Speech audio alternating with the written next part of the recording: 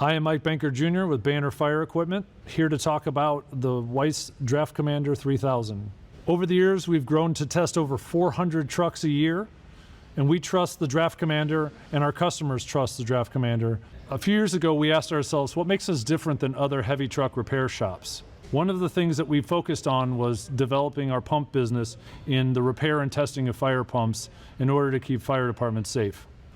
We wanted the system to be fast, easy, and efficient to best serve our customers. We explored a lot of our options, and we developed a pump testing program that was built around bringing the mobile pump testing to the fire departments. We recognize that rural fire departments struggle to get two people to drop off a truck, or much worse, wait here all day while the testing and the repairs are being done. So we decided to bring it to them. The Draft Commander circumvents traditional methods of using folded tank to perform the pump testing, which can be problematic due to pump temperature, water temperature, and debris.